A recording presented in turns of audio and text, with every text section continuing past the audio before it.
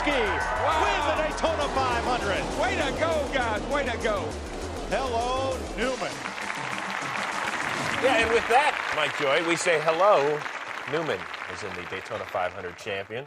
That's not going to get old, is it? Not at all. Not at all. No. Whenever they do Seinfeld the movie, you're in. Yeah. You're in. As an alternate. As an alternate? Yeah. Stand. Well, I'm not the original Newman. Right, that's true. That's now, true. right. Every time I won a championship, I don't think I slept 4 days after it. I mean, and if you tell me you went to sleep, I swear to God, we're going to ask you to leave. Tell me you hung out and you still been hanging out partying like a rock star. I told the guys in Victory Lane that I needed a nap. So you can knock me out if you want. But you needed a nap? Yeah, well, I was tired. I got a cold now, and I had a cold that started on Sunday, so I was deadbeat tired. But oh, you already had your excuse ready? Oh, yeah. And we we got to go back. We're Californians this weekend, so we get 4 days at the most to celebrate and do all our media events and functions and stuff. So. And you've been drunk and naked in how many different towns? Oh, God. We're not talking about your victories. Oh, that's how we do it. Oh. He didn't know how to respond. He's like, No, I was actually counting. I was on 2 hands.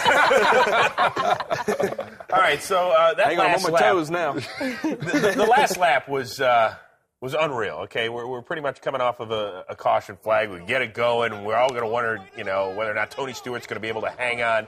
Then we get the world famous. This is the Busch Push Part 2. So what exactly is happening?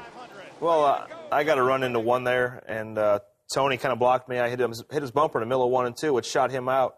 And I got that, what I called the push from heaven from Kurt down the back straightaway. And our two cars just aligned, and he did an excellent job being a teammate. He could have been selfish and tried to go 3 wide and do some other things. But thanks a lot to Kurt Busch. It was a 1-2 finish for Penske Racing. So he comes up to you afterward, and he's like, you give me half that check, right, is what it comes down to. He got a really nice check himself. I saw that. But we it's so difficult in our sport. I mean, you guys, different sports have different types of teams, and our teams actually compete against each other, so it's difficult within an organization to have 3 teams that are all fighting for the same trophy. Speaking of difficult, how'd you breathe in your car afterwards? Your car really filled up with smoke after the victory burnout. Yeah, it was tough. The I don't know where all the smoke came from, but it came inside, and I just kept rolling slow, trying to wait for it to clear out. But that's kind of what we do as drivers. Everybody does it a little bit different, but I like burning the rear tires off. Sally's waiting. He was just teed up right there. You catch me at 11 o'clock, boy, I'm going to be getting your car. I should have never asked that question. I knew where it was going. Hey, I got to say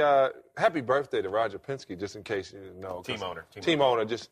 and I'm looking... You're looking for a ride, aren't you? I got a lot of championship rings, 4 of them, but this one...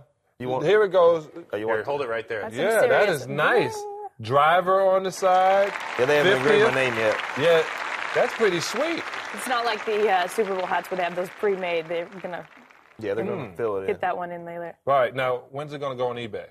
Not this one. Which one? We'll have some other ones made up. I'll make sure you get one. Yeah, not the 50. Like nickel-plated or something. Yeah, I like know. that Some for rough you. times can Don't happen, worry about man. it You'll be turning like, into that got your 27 diamonds in it. I want $18,000. That's a nice ring right there. Thank you. All right. I thought one of the real cool moments from Sunday was afterward. And you're celebrating. Your dad comes down, gives you a big old bear hug, and he's actually your spotter up there. And so that means you're hearing him in your headsets while you're driving. Now, whenever my dad was yelling at me while I was driving, it wasn't good. I mean, are you able to, differentiate between dad and spotter dad? Well, it's tough. It's especially tough on Father's Day when we're racing up in Michigan, and if he has one bad thing, I want to yell at him, but I can't. I know I can't, just out of respect. But he did a great job on Sunday. Everybody did a great job at Penske Racing to get the Altoa Dodge in victory lane, but he especially, because he's responsible for getting me on and off pit road, and there's a lot of accidents we have to avoid on pit road, and obviously the accidents on the racetrack. So you get to yell at him if he screws up. I get to, yeah. It doesn't always go very well, but now that I'm a little older and a little bigger than he is, I got a little more ground to stand on.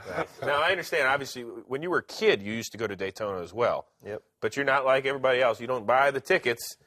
We bought the tickets, but we had to make the garage passes to get inside of the garage area. So fake IDs. Not just fake credentials is what we call it. Yeah.